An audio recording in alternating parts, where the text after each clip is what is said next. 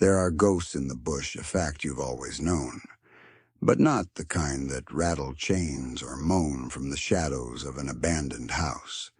No, these are far older, far more subtle. They are the ghosts of things that simply stopped.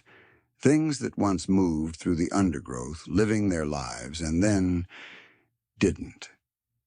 And if you listen very, very closely to the whispers on the wind that rolls off the Bass Strait and into the misty valleys of Tasmania, you can almost hear the soft, padded footsteps of one of the quietest ghosts of all, a phantom predator, a shadow with stripes.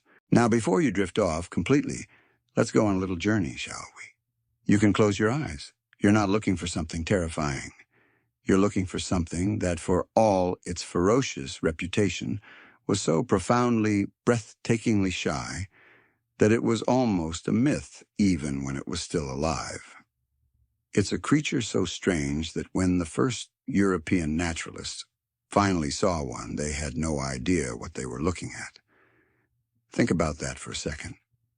You spend your life cataloging the known world, and then something with the head of a dog, the stripes of a tiger, and a pouch, like a kangaroo, saunters into view.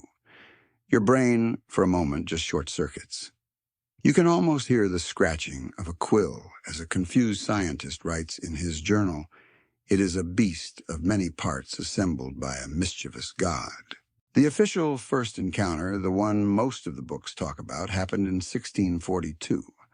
The Dutch explorer Abel Tasman, a man whose last name has become synonymous with the island, was poking around its shores. His crew came across some strange footprints, unlike anything they'd ever seen. They were big, cloven, and, well, weird. They thought they belonged to some kind of enormous tiger. Little did they know they were catching a glimpse of a creature that would later become a legend. It was an initial fleeting introduction to an animal that was already trying its best to avoid being known. But the real story, the one you're interested in, begins much later with the British. They set up camp in what they called Van Diemen's Land in the early 1800s. And that's when the whispers started getting louder. The Aboriginal people, of course, had known the creature for millennia. They called it the Corina, a name that seemed to carry the respect and ancient knowledge that comes from living alongside a quiet hunter. For them, it wasn't a monster. It was a part of the landscape, a natural, if secretive part of the ecosystem. But for the new arrivals with their sheep and their strange European sense of order, the creature was something else entirely. It was a threat, a livestock thief, a bogeyman for the children. They gave it a name that was half true, half wishful thinking, the Tasmanian tiger. It had stripes, sure, but it wasn't a cat. It had a lean, loping gait and a sort of stiff tail that held it balanced. You can picture it now if you close your eyes. A long, graceful body, sandy brown fur, and those dark vertical stripes that started on its back and ran down its haunches, fading into the nothingness of the scrub. They were its camouflage, its armor against the world. Historians still argue whether the thylacine, as it was scientifically known, posed a real threat to the colonists' sheep. There's a lot of debate. Some say it was an opportunistic hunter that would only take an easy meal, but that its primary prey were wallabies and small marsupials.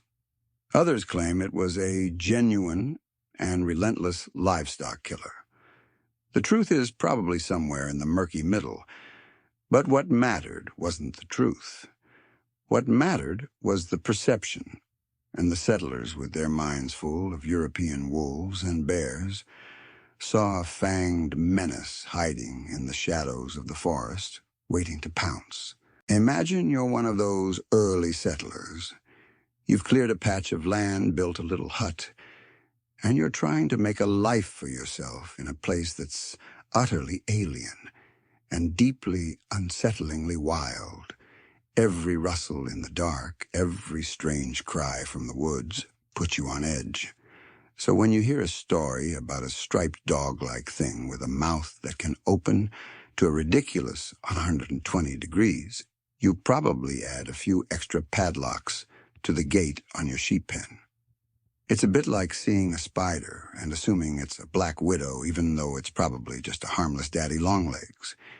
You react with your gut, not your brain. And in this case, the gut reaction was fear.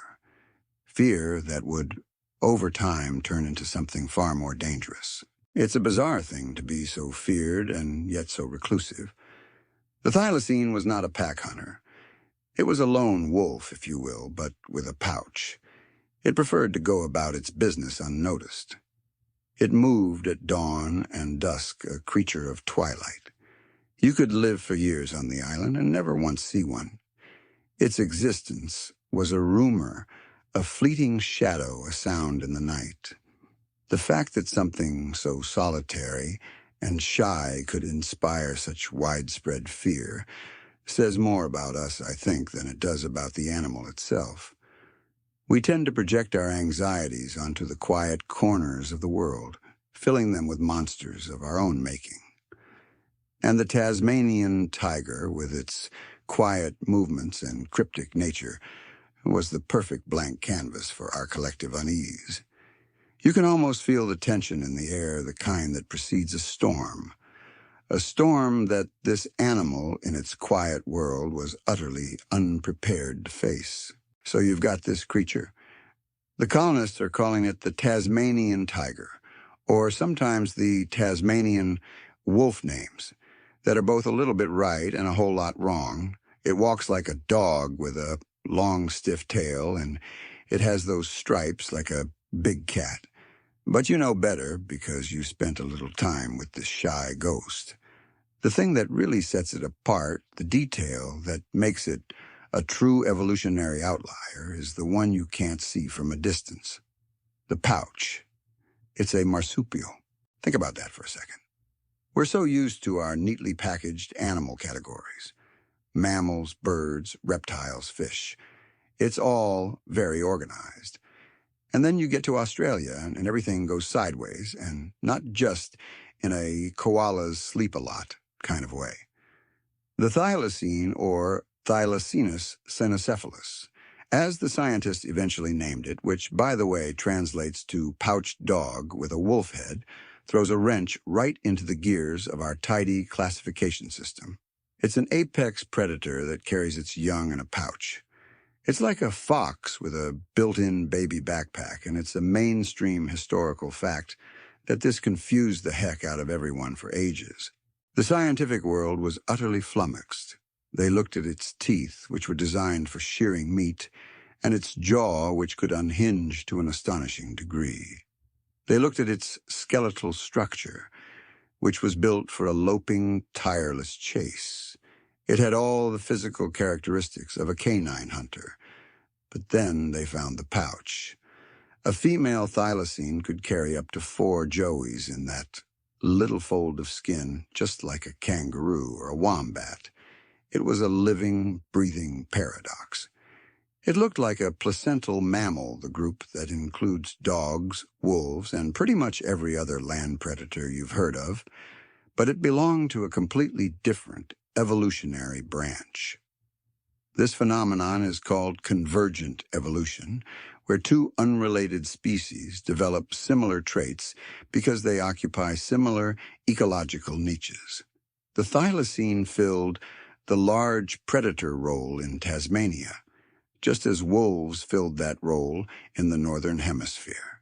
They just did it with a very different set of biological blueprints. This is where it gets a little quirky. The thylacine's closest living relative isn't a wolf or a fox. It's a very small, very loud, and very feisty little marsupial carnivore. You might have heard of the Tasmanian devil. Imagine your distant cousin is a professional bodybuilder, and you're just you. It's kind of like that, but in the animal kingdom. The thylacine was a much larger, more elegant version of its snarling, black-furred relative. And yet beneath the surface, their DNA told a very similar story. Historians still argue whether the thylacine's unusual biology made it more or less vulnerable to extinction. On one hand, having a pouch meant that its young were protected and could develop in a safe, insulated environment. It was a good strategy for a species that lived in a rugged, wild place. On the other hand, a female could only carry a limited number of young, and it took a long time for them to become independent. Compare that to a dog, which can have litters of 6 or 8 puppies, and you start to see where the numbers game gets a little tricky. Maybe its reproductive strategy, while clever for a stable environment, was a critical weakness when a new and deadly threat, humans, arrived. Now imagine yourself as one of those early naturalists trying to make sense of this creature. You're trying to draw it, to describe it, to fit it into a neat little box in your taxonomy book. You draw a dog-like head, and then you sketch in the stripes, and then you draw a pouch. Your brain is screaming, "This doesn't make sense." It's like someone told you a joke, but the punchline was just a long, awkward silence. The thylacine was the biological equivalent of that, a joke that didn't quite land with the rest of the animal kingdom.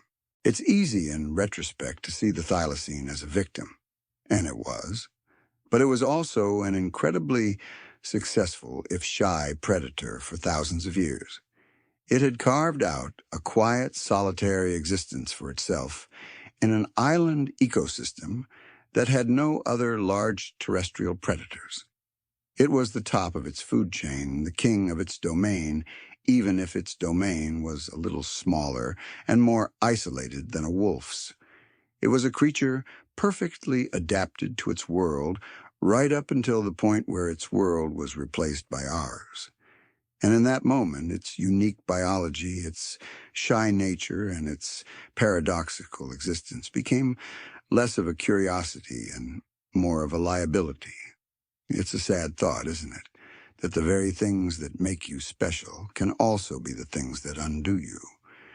The thylacine in all its pouched, striped glory was a testament to that. It was a beautiful, one-of-a-kind creature that had no idea the rules of the game were about to change. Okay, so you have this paradoxical creature, this pouch-bearing predator, a biological anomaly that looks like it was stitched together from a bunch of leftover parts. But to truly understand its story, you have to picture the stage it lived on. You have to imagine yourself on that island in that strange, wild, and beautiful place. This is Tasmania, or as the early British settlers called it, Van Diemen's Land. It was an island of extremes, thick, impenetrable forests that felt ancient and full of secrets, wide open grasslands where the wind carried the scent of eucalyptus, mountains cloaked in mist, their peaks disappearing into the clouds. It was, in a word, a living paradox, much like the thylacine itself. This unique ecosystem was the thylacine's home for thousands of years. It had evolved in isolation without the competition of placental predators, like foxes or dingoes, which had long since made it to the mainland of Australia, but never crossed the Bass Strait. This absence is a crucial part of the story. The thylacine was the king of its castle, but it was a very small castle. This meant it didn't have to be a hyper-aggressive pack-hunting machine. It could afford to be shy, solitary, and reclusive. Its primary prey were things like wallabies and other small to medium-sized marsupials. It was a specialist, a quiet hunter that knew its territory intimately. Imagine a thylacine on the hunt. You're not picturing a dramatic, lunging attack. You're picturing a patient stalker, a silent observer moving through the undergrowth at dawn. Its gait was a bit stiff, almost awkward, but it was tireless. It could lope for miles, wearing down its prey with relentless, steady pursuit. Its stripes would have made it nearly invisible in the dappled light of the forest, a flickering shadow. Its prey wouldn't have heard it coming. It was a predator of quiet persistence, not explosive speed. This is a pretty mainstream historical fact. The thylacine was perfectly adapted to its unique ecological niche, but its success was predicated on one thing: a stable environment. It had no natural enemies. It wasn't afraid of other animals. The only thing it had to fear was something new, something it had never encountered before. And that, of course, was you. Or, more accurately, the human arrivals. The colonists brought with them sheep cattle and a very different way of looking at the world. They saw the land not as an ecosystem to be respected, but as a resource to be exploited. And they saw the thylacine not as a part of the natural order, but as a pest to be eradicated. Now, for a slightly quirky tidbit, there's some evidence that the thylacine, despite its fearsome reputation, was actually a pretty timid animal. Some accounts from the early 1900s describe thylacines that were easily startled and would retreat at the first sign of a human. There's a story of a farmer who found a thylacine trapped in a snare, and instead of being aggressive, the animal was simply terrified. It cowered, making a series of soft yapping noises. Not exactly the stuff of nightmares, is it? It's a bit like finding a ferocious-looking guard dog that upon closer inspection just wants a belly rub. It just shatters the whole monster narrative.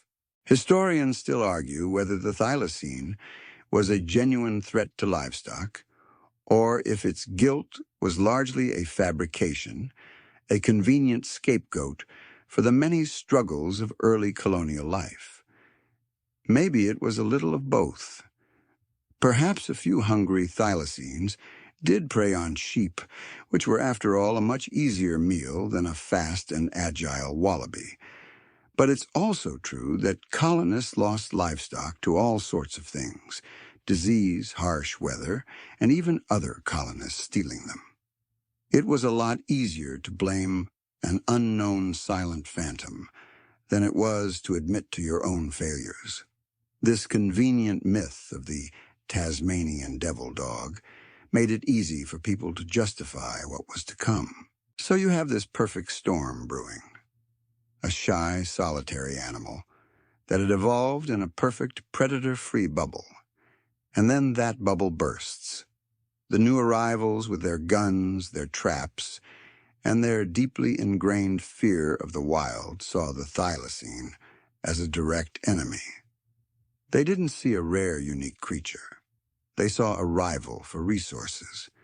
And in that moment, the thylacine's shy, solitary existence, which had been its greatest strength for thousands of years, became its greatest weakness. There was no pack to defend it, no community to warn it. It was and had always been on its own. And in a world suddenly filled with danger, being on your own is the loneliest and a most perilous place to be.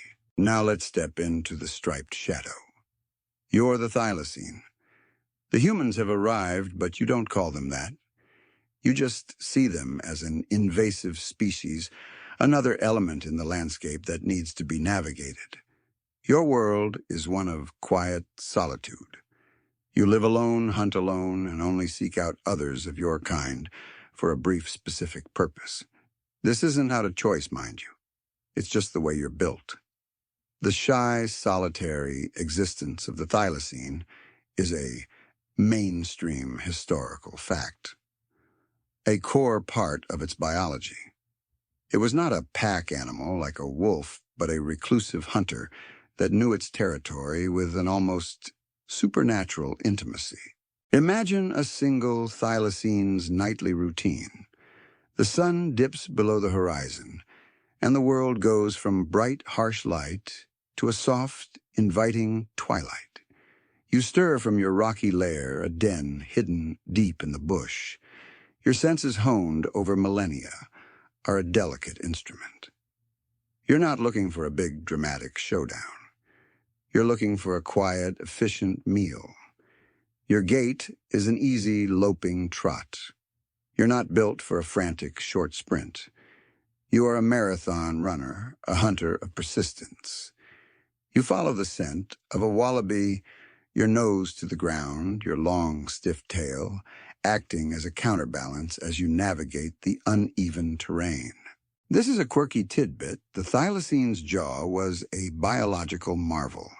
It could open to a staggering 120 degrees, far wider than a wolf or even a lion. Some scientists have speculated that this was an adaptation for its quiet hunting style, allowing it to deliver a single, devastating bite to the neck of its prey. It was a silent, efficient kill, a testament to the fact that you don't have to be big or loud to be effective. It was the master of the silent ambush, the king of the one-shot kill. It wasn't about a brutal fight. It was about a perfectly executed, almost graceful strike. But let's go back to that solitude. It's what makes the thylacine's story so profoundly sad. You're not part of a team. There's no one to watch your back. If you get sick, you're on your own. If you get caught in a trap, there's no one to help you. And when the humans started to arrive with their traps and their guns, this solitary nature became a critical weakness. A wolf pack can defend itself. A lion pride can circle the wagons. But a single thylacine? It was a lone sentry, and when the assault came, it was an army of one against an enemy that understood nothing of its world. Historians still argue whether the thylacine was a silent killer or an audible one. Many of the early colonial accounts describe a series of unsettling low growls and a unique dog-like yapping sound. The idea of a quiet, shy animal that also made these strange, unsettling noises in the dark is a fascinating contradiction. Was it a form of communication? A warning? Or was it just another thing we misunderstood about this elusive creature? Maybe it wasn't a sound of aggression, but a sound of fear. Maybe it was the cry of a creature that knew on some deep primal level that its world was shrinking and that its time was running out. You can almost feel the quiet desperation now. The landscape you once knew so well is changing. There are fences where there used to be open country. There are roads where there used to be game trails. And worst of all, there are those strange two-legged creatures who seem to be everywhere, with their loud noises and their new frightening smells. The thylacine's a master of concealment, but it's hard to conceal yourself when there's nowhere left to hide. Your quiet existence is no longer a strength, it's a vulnerability. You can't adapt fast enough. You can't evolve a new strategy to deal with this new threat. All you know how to do is be quiet, be shy, and be alone. And it is in the end this quiet, solitary existence that will be your undoing. All right, you got the picture now? You have this quiet, solitary hunter, perfectly at home in its mist-shrouded island. But now let's bring the other actor onto the stage, the one with the guns and the fences. You can almost feel the shift in the air, the moment when the whispers on the wind stop, being a gentle hum, and start becoming a panicked rustle. The settlers arrived with more than just their belongings. They brought their ingrained fears and their deep-seated beliefs about what was a pest and what was profitable. This is where the story of fear and the story of the bounty intersect, a lethal combination that would seal the thylacine's fate. The early colonists weren't just farmers. They were pioneers trying to tame a landscape they saw as wild and untamable. They brought sheep, a cornerstone of the British colonial economy. But the problem was those sheep started disappearing. A lot of things can make a sheep disappear in the Tasmanian wilderness. Disease theft, bad weather, getting stuck in the mud, or simply wandering off and becoming a woolly snack for a local dingo. Wait, dingoes aren't in Tasmania. You're right. That's the punchline of this joke, and it's not a funny one. The local predator was the thylacine, and the colonists, with their fear already amplified by the strangeness of the island, didn't hesitate to point the finger. It became a mainstream historical fact that the thylacine was a relentless sheep killer. Stories were told around campfires, tales of silent striped predators that would sneak into pens at night and slaughter an entire flock, not just for food, but for sport. These stories, whether they were true or not, spread like wildfire. The thylacine became the bogeyman of the Tasmanian bush, a convenient scapegoat for every lost lamb and every failed farming venture. The settlers saw clear and present danger to their livelihood, and they decided to do something about it. Something drastic. This is where you get a truly quirky tidbit that reveals the depth of the settlers' paranoia. There are accounts from the era of colonists claiming that thylacines would kill their chickens and then line them up in a neat row outside the coop, as if to mock the farmer. Imagine that's a predator, that's not just a killer, but a little bit of a showman, a furry serial killer with a flair for the dramatic. It's a ridiculous image, of course, but it speaks volumes about the narratives people were creating. They weren't just telling stories. They were building a legend, a monster so fearsome that any measure, no matter how extreme, would be justified. And that measure came in the form of a government-sanctioned bounty system. It started informally with individuals offering rewards for a thylacine skin, but it quickly became official policy. In 1888, the Tasmanian government, responding to pressure from farmers, introduced a bounty £1 for every adult thylacine scalp and 10 shillings for a juvenile. To a struggling colonist, a pound was a lot of money. It was a week's wages, a chance to get ahead. The government, in a way, made the thylacine a walking, breathing dollar sign. They put a price on a ghost. Historians still argue whether the bounty system was the single biggest cause of the thylacine's extinction. Some say it was that it created a professional class of thylacine hunters who scoured the wilderness for their striped quarry. Others argue that habitat destruction and disease were bigger factors, and that the bounty system just accelerated an already inevitable decline. The truth is probably somewhere in the middle, but there's no denying the psychological impact of it.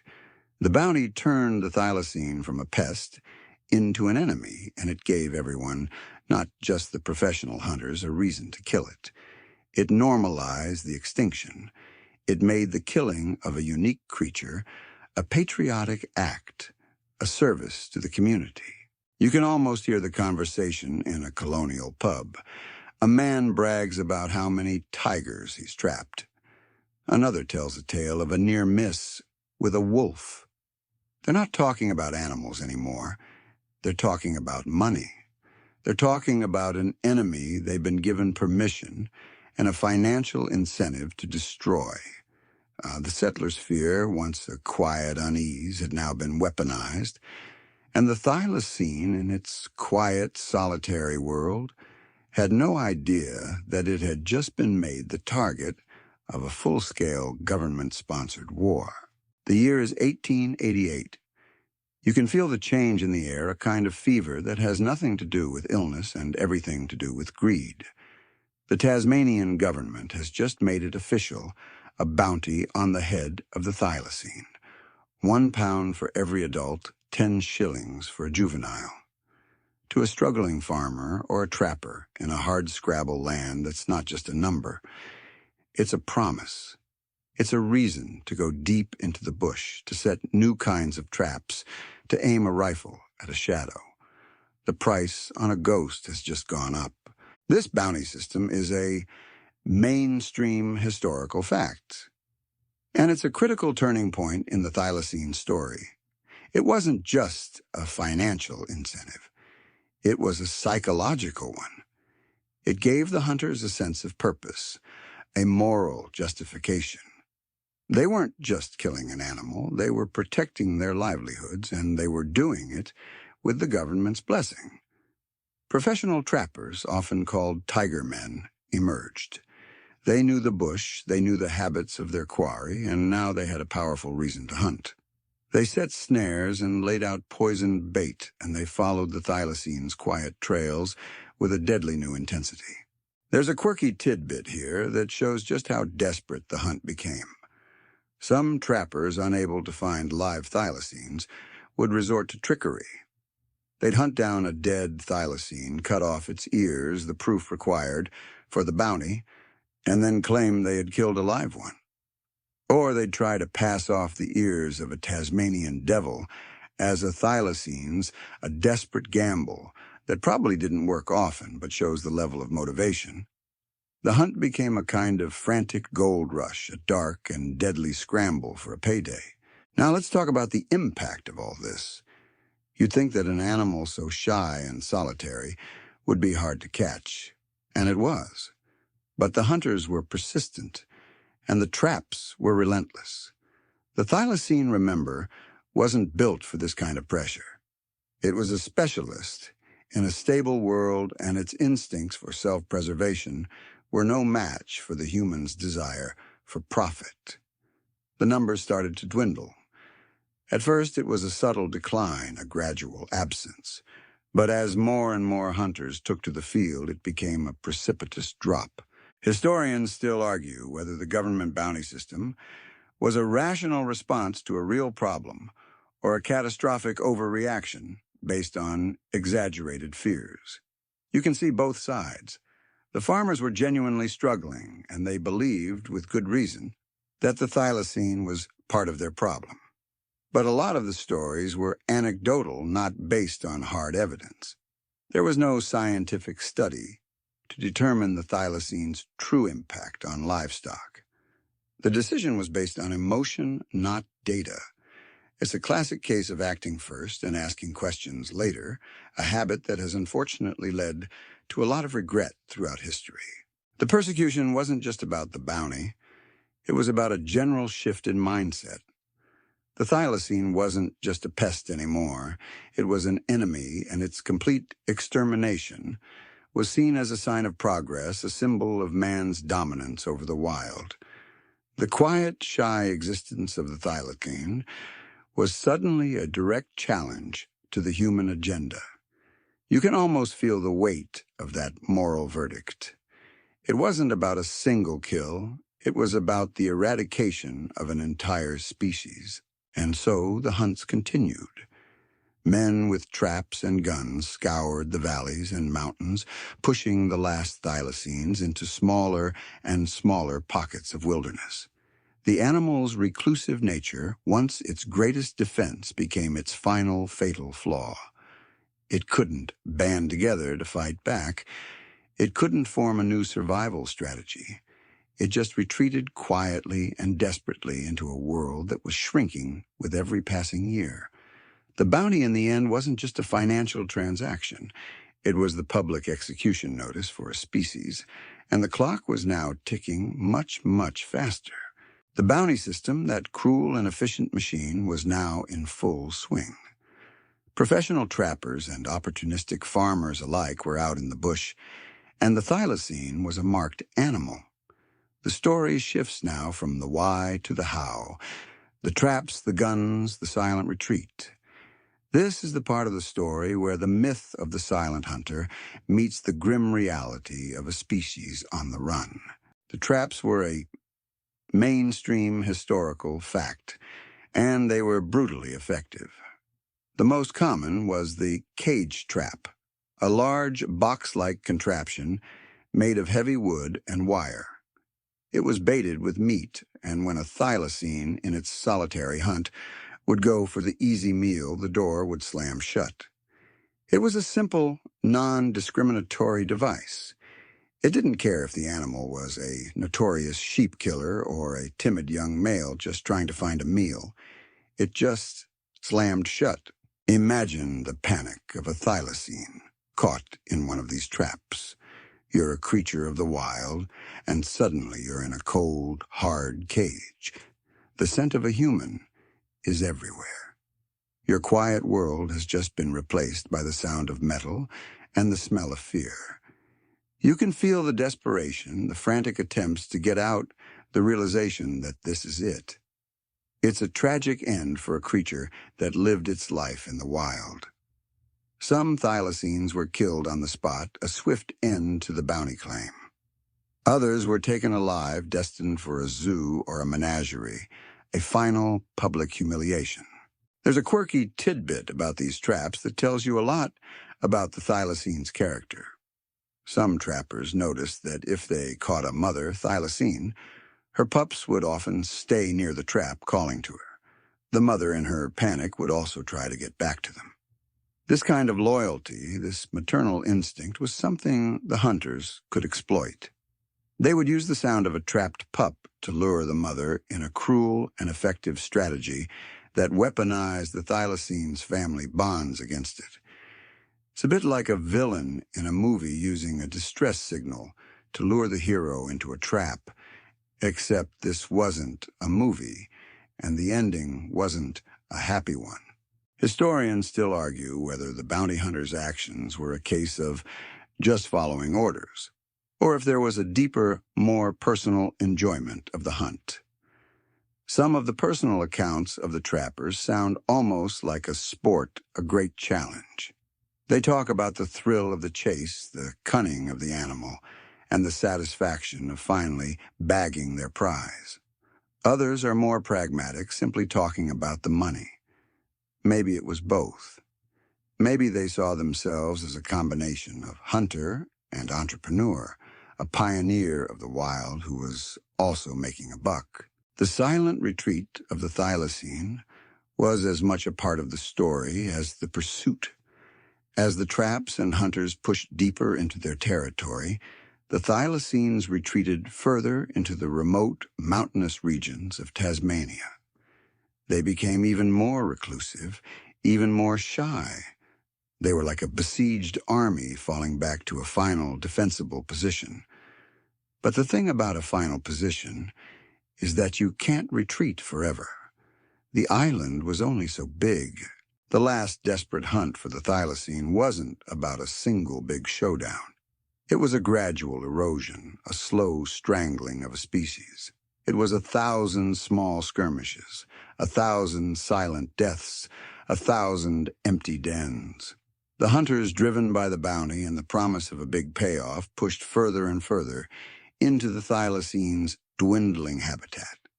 The thylacine, in its quiet world, was just trying to survive. It was trying to be a ghost, a myth, a whisper. But you can't be a ghost when someone has put a price on your head. You can't be a myth when someone has a rifle aimed at your heart. The trap had been set, the bait had been laid, and the last thylacines, in their final desperate moments, were just trying to stay out of sight. The last thylacines were not just fighting hunters.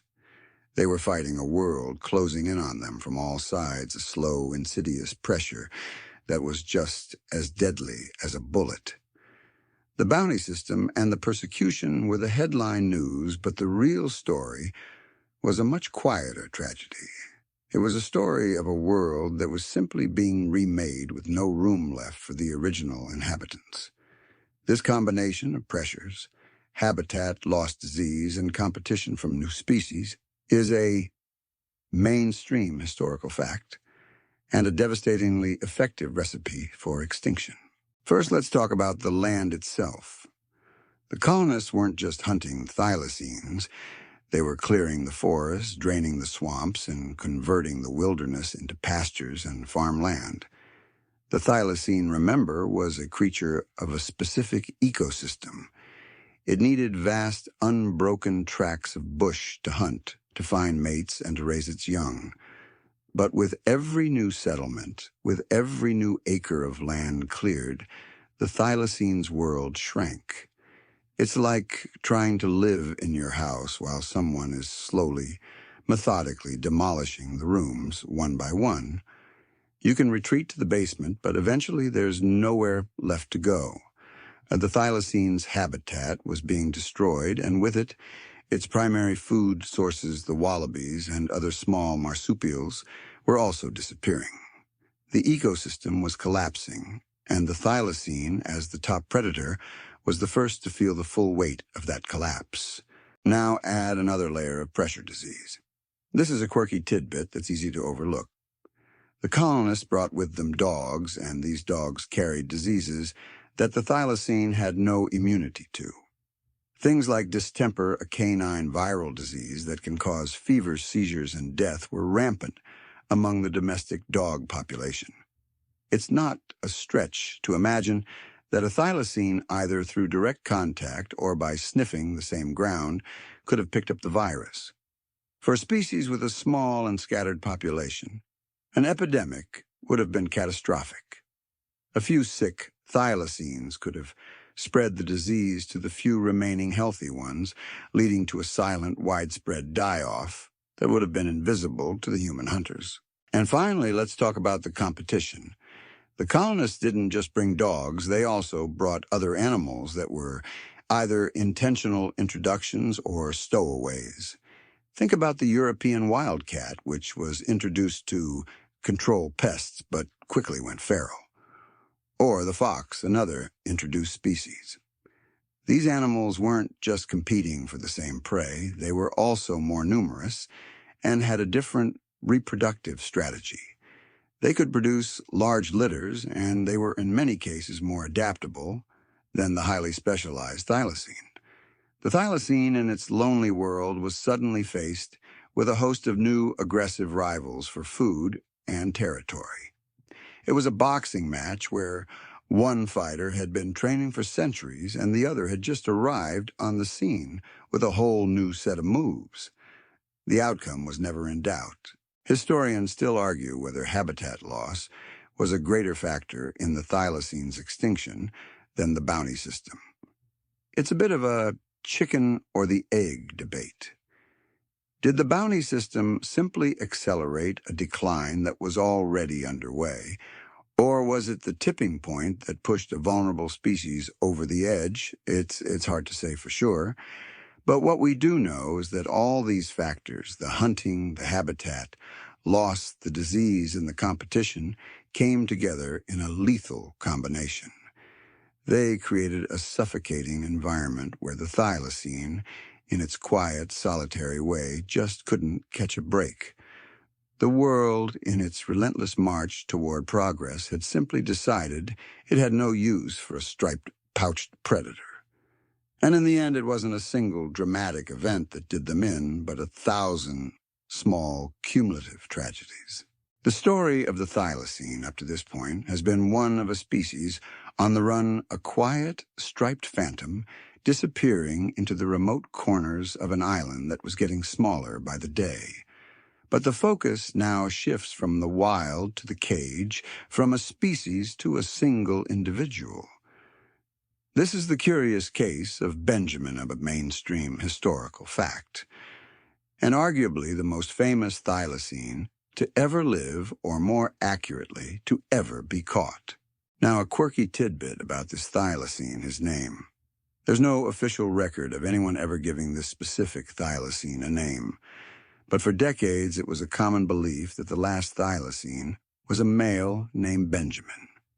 The name, it turns out, was likely a nickname given to him much later after his death, and the gender of the animal is still debated by some researchers.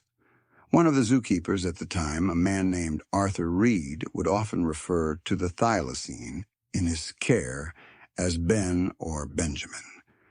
And so the name stuck.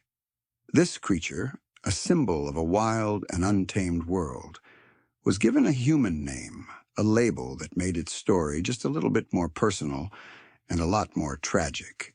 Benjamin was captured in the Florentine Valley in 1933 and was subsequently sold to the Hobart Zoo. For the next 3 years, he lived a life that was the complete opposite of the one his ancestors had led. He was no longer a silent hunter in the bush. He was a spectacle, an exhibit in a cage. People came from all over to see him, to get a glimpse of this strange, shy creature that was even then widely believed to be the last of its kind. The irony, of course, is that Benjamin was living in a cage while the very reason for his species' decline, humanity's relentless march, was still happening outside the zoo's walls. He was a symbol of a tragedy in progress. But for the people who came to see him, he was just a curiosity, a living relic. Imagine the poor animal's existence. You are a creature built for a solitary, nocturnal life, and now you spend your days surrounded by the noise and the stares of an endless stream of onlookers.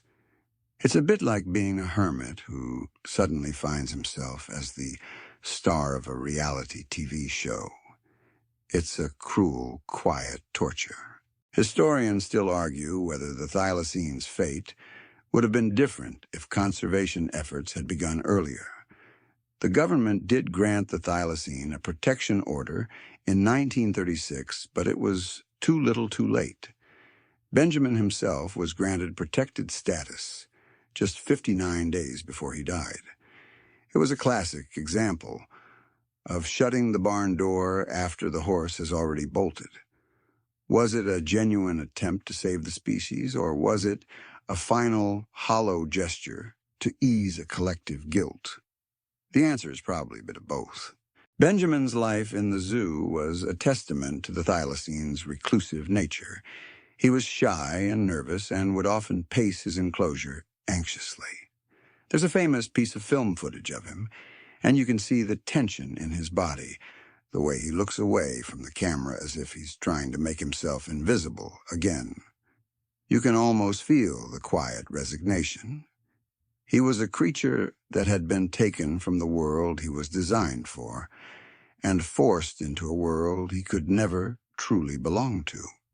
His story is a heartbreaking reminder that sometimes the greatest tragedy isn't a violent, dramatic event.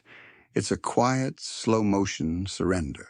It's a life lived in a cage, a final public humiliation for a species that just wanted to be left alone. The year is 1936. You're still in the Hobart Zoo looking at the creature in the cage. He's the last of his kind, a fact that's now a heavy, undeniable weight. But let's rewind a few days, because the end of the story is as quiet and as tragically mundane as the rest of his life. This is the final breath and the empty cage, a moment that officially marked the end of an era and the final chapter in the story of the Tasmanian tiger. It's a mainstream historical fact that the last known thylacine died in captivity on September 7th, 1936. The death of Benjamin was not a dramatic, sudden event. It was a result of neglect. A zookeeper, in a moment of carelessness, left Benjamin's cage exposed to the elements. A sudden change in weather, a freak cold snap, and the animal, which was not given shelter for the night, died of exposure. Imagine that. An entire species, a lineage stretching back millennia, ended not with a bang, not with a last stand in the wild, but with a shiver. It's a profoundly sad and anticlimactic end, a final public humiliation for a species that just wanted to be left alone. This is a quirky tidbit that adds to the tragedy.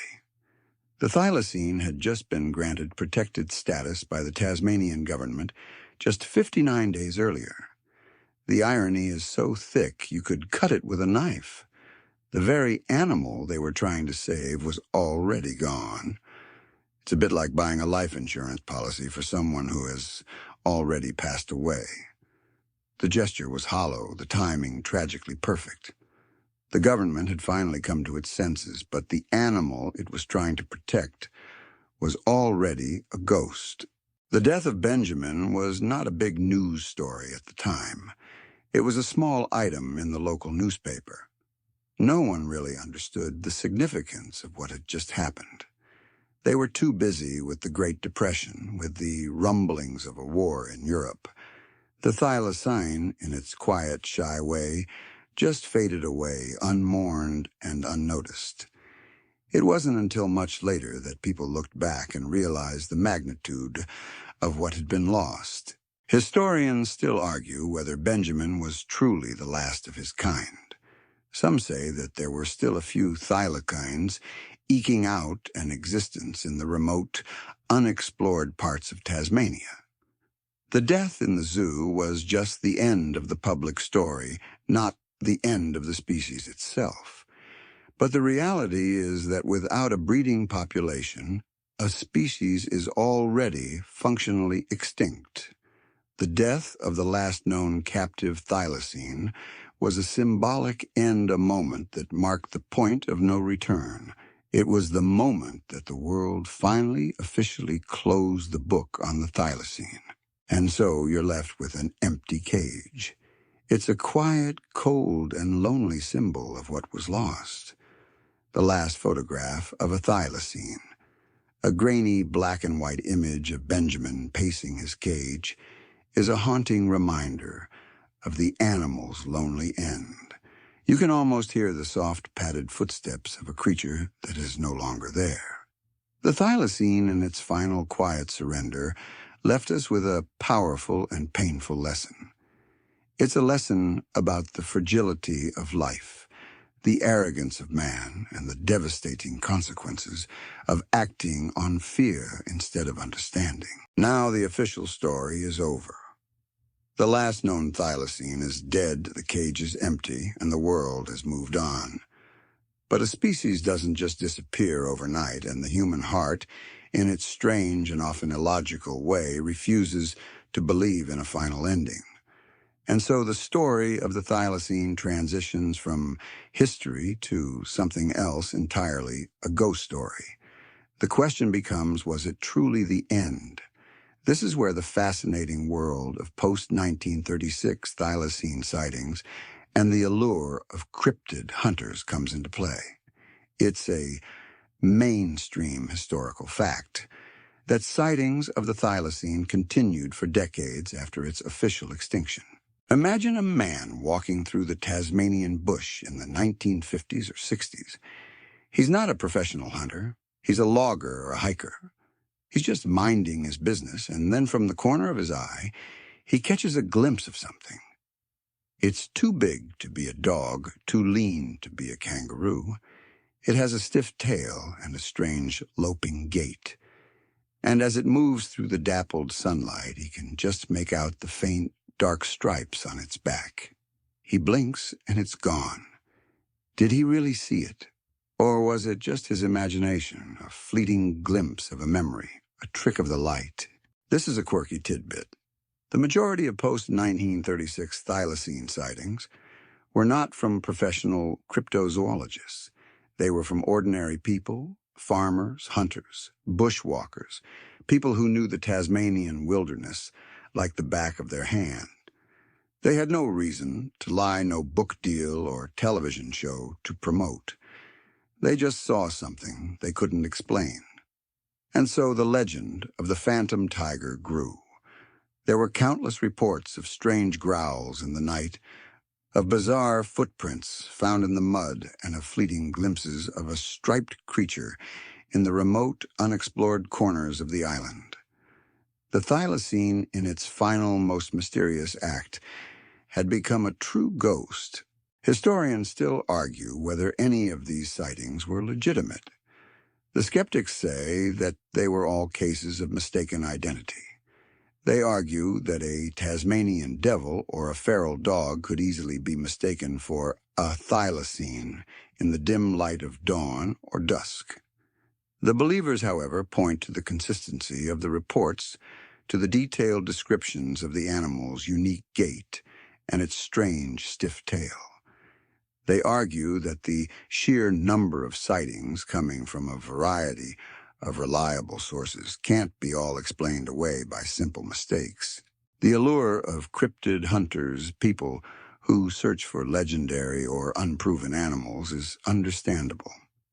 They're driven by a deep sense of wonder and a refusal to believe in a final, irreversible loss. They've spent decades scouring the bush, setting up camera traps and following up on every lead. And while none of them have to date produced undeniable proof of a living thylacine, a clear photograph, a piece of DNA, a live animal, their work serves a purpose. It keeps the story alive. It keeps us from completely forgetting. The story of the last thylacines is a cautionary tale, about what happens when we refuse to believe in what we can't see. It's a tragedy of arrogance of a species that was simply dismissed as a pest. But the post-extinction sightings offer a flicker of hope, a whisper in the dark. They are a reminder that the world is a strange and mysterious place, and that sometimes a ghost is just a memory waiting to be found. And so you can choose to believe. You can choose to listen for that faint whisper on the wind, for the soft, padded footsteps of a phantom that may still be out there. Even if you choose not to believe in the ghost stories, the thylacine has a powerful presence, a tangible echo of its existence. This is where we move from the phantom in the bush to the phantom in the archives, a world of preserved skins, skeletal remains, and rare, grainy footage. These are the physical relics of a species that no longer walks the earth, and they serve as a chilling and undeniable record of our loss. This mainstream historical fact is a sobering counterpoint to the hopeful tales of cryptid sightings. The preserved specimens are a quirky tidbit. There are about 750 thylacine specimens in museums and collections around the world. Imagine that. A species that was considered a pest, killed by the thousands for a bounty, is now a valuable scientific relic carefully preserved in a museum drawer, a silent testament to a life that was once so vibrant. They are like a library of ghosts, a collection of silent, stuffed reminders of our past mistakes. You can almost feel the weight of their absence. One of the most powerful and heartbreaking of these relics is the rare footage. The most famous is a short, grainy, black and white film clip from 1933 shot at the Hobart Zoo. You can find it on YouTube, of all places, a ghost in a digital world. The clip is just 62 seconds long, and it's the most extensive footage we have of a living thylacine. You see the animal, which is most likely Benjamin, pacing his cage. The movement is awkward, almost stiff, but there's a kind of grace to it, a ghost of a predator's gait. The animal yawns its jaw, unhinging to a shocking degree. It sniffs the air, its eyes scanning its enclosure. You're watching a life that is completely unaware of its place in history, a creature that is just trying to get through the day, completely oblivious to the fact that it is a walking, breathing relic. The footage is a powerful and unsettling reminder that the last of its kind was not a legend, but a living, breathing animal. Historians still argue about the moral implications of keeping these animals in captivity. Some say that it was a necessary evil, a last-ditch attempt to save a species on the brink. The hope was that they could be bred in captivity and reintroduced into the wild. Others argue that it was a cruel and inhumane act, a final act of arrogance that stripped the animal of its dignity and its freedom. It's a difficult question to answer. Was it better for the thylacine to die in the wild, unknown and unrecorded, or to live a short, miserable life in a cage so that we could have a permanent record of what we had lost? The thylacine's final legacy is not just in the ghost stories and the archives. It is also in the art, the literature, and the collective memory of a nation. It is a symbol of a lost wilderness of a time before we understood the consequences of our actions. The thylacine, in its quiet, solitary way, has become a powerful and painful reminder of the importance of conservation.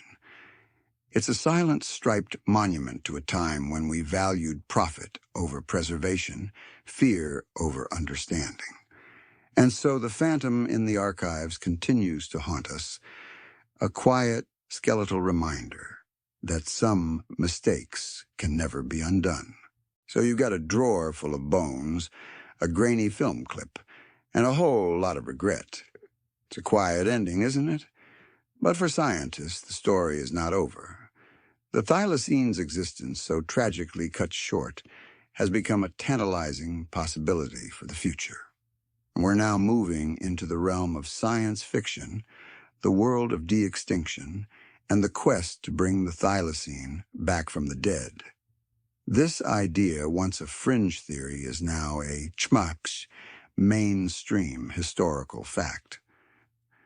In the world of genetic engineering, the concept is both brilliant and terrifying. It's a quirky tidbit that a lot of this work is based on the thylacine's preserved specimens. Scientists have been able to extract DNA from a dried thylacine pup, a specimen that has been in a jar of alcohol in a museum for over a century. Imagine that. A piece of an animal sitting in a jar holds the key to its resurrection. It's like finding a treasure map on the back of a grocery list. This DNA, though fragmented and degraded, is a powerful tool. Scientists are working to sequence its entire genome to create a complete biological blueprint of a species that no longer exists. The plan as it stands now is to use this thylacine DNA and the latest advancements in gene editing technology. The idea is to take a living animal, likely a Tasmanian devil, the thylacine's closest living relative, and using gene editing tools like CRISPR, modify its DNA until it closely resembles that of a thylacine. The ultimate goal is to create an embryo that would be, in essence, a thylacine. The embryo would then be implanted into a surrogate mother, a Tasmanian devil, and if all goes well, a thylacine would be born. It's a bold, audacious, and profoundly complicated plan. It's the kind of thing that makes you feel like you're living in a Philip K. Dick novel. Historians still argue whether de-extinction is a moral and ethical act. Some say it's an arrogant attempt by humanity to play God to undo a mistake we should have learned from. They argue that we don't have the right to bring an animal back from the dead, especially when the very habitat it needs to survive is still under threat. They say we should focus on saving the species that are still alive rather than spending millions of dollars on a science project. Others argue that we have a moral obligation to fix the mistakes of our ancestors. They say that de-extinction is a powerful symbol of hope, a chance to right a terrible wrong. They argue that if we have the technology to bring a species back, then we should. The de-extinction dreams of the thylacine are not just about a single animal. They are about a whole new world of possibilities. If we can bring back the thylacine, what's next? The woolly mammoth, the dodo bird. It's a fascinating and terrifying prospect. It's a reminder that science, in its relentless march forward, has the power to undo history. But it's also a reminder that some things once lost can never truly be brought back. Even if we could create a thylacine, it would be a genetic ghost, a creature without a history, without a culture, and without a place in a world that has long since moved on. It's a lonely thought, a whisper of a life that may never be. So let's step back from the science fiction and the museum drawers and go back to the land itself. The thylacine is gone. The bounty hunters have long since put away their traps. The last captive animal is a fading memory. But the land, the ecosystem that was once its home, still exists. And in that ecosystem, there is a deep and profound silence. The thylacine, in its quiet, solitary way, left a massive void. This ecological echo of an absence is a mainstream historical fact. A quiet tragedy that continues to play out in the Tasmanian bush. The thylacine, for all its shyness, was an apex predator. It sat at the top of the food chain, and its presence, its hunts, its movements all served a purpose. It helped to keep the population of other animals like wallabies and possums in check. When the thylacine disappeared, that ecological balance was thrown off. The population of these herbivores exploded, and with that came a new set of problems. They ate more of the vegetation, which in turn affected other species that relied on that vegetation for food and shelter. It's a bit like taking the conductor out of an orchestra. All the musicians are still there, but the music is now just a cacophony of sound. This is a quirky tidbit. Some scientists have speculated that the rise of the Tasmanian devil, the thylacine's feisty cousin, was a direct result of the thylacine's extinction. With the top predator gone, the Tasmanian devil, which was not considered a threat to livestock, was able to thrive and expand its population. It was a kind of a quiet, unheralded promotion. The devil, in a way, stepped into the thylacine's role, a smaller, louder, and more aggressive version of the king that was once there. It's an interesting thought, isn't it? One species' tragedy is another's opportunity. Historians still argue whether the thylacine's disappearance led to a cascade of negative effects on the Tasmanian ecosystem. Some say that its impact was minor, that other predators like quolls and eagles were able to take its place. Others say that the thylacine was a keystone species, an animal whose role in the ecosystem was so critical that its absence caused a chain reaction of negative consequences. The truth is probably somewhere in the middle, but there's no denying that the Tasmanian ecosystem, without its striped predator, is a different place. It's a place with a quiet, unsettling silence, a place with a ghost that is not just a memory, but a living, breathing absence. The thylacine's legacy is not just about a single species. It is about the interconnectedness of all life. It is about a lesson we have learned too many times and are still in the process of learning. That every creature, from the biggest predator to the smallest insect, plays a role in the grand, intricate symphony of life. When one instrument stops playing, the music changes forever. And so the ecological echo of the thylacine's absence continues to haunt the Tasmanian bush, a quiet, powerful reminder of the profound and irreversible consequences of our actions. It is a lesson whispered on the wind, a silent, powerful warning for the future. And so we come to the end of our story. The trap is empty, the archives are full, and the echoes of a lost predator still linger in the air. The story of the thylacine is not a tale of a big, dramatic war. It is a quiet, gentle tragedy, a lesson whispered in the dark, a final calming thought before you drift off to sleep. It is a story about the devastating consequences of misunderstanding, of fear, and of the profound silence that follows a final goodbye. The thylacine, in its shy and solitary way, has a lot to teach us. It teaches us about the fragility of life, about how a single species, no matter how powerful or unique, can be wiped out in a shockingly short amount of time. It teaches us about the arrogance of man, about our tendency to see the world not as an interconnected web of life, but as a resource to be exploited, a wilderness to be tamed. And it teaches us about the power of a quiet, unassuming life. The thylacine didn't go out in a blaze of glory. It just faded away, a ghost in the bush, a whisper on the wind. So tonight, as you close your eyes, think about that. Think about the soft, padded footsteps of a phantom that may still be out there. Think about the strange, sad beauty of a creature that was so unique, so different, that it couldn't survive in a world that was no longer its own.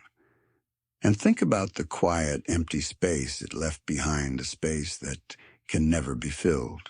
Remember the story of the thylacine. It's a story of a silent, striped hunter that was just trying to live its life. It's a story of a mistake we can never undo. It's a story that is not a celebration of what was, but a sad and gentle reminder of what was lost. Let the last image of the Tasmanian tiger, a creature so shy and so reclusive, be a calming presence in your mind. Let it be a reminder of the quiet, beautiful things in the world, the things that are so easy to overlook, so easy to lose. Sweet dreams, sweet dreams.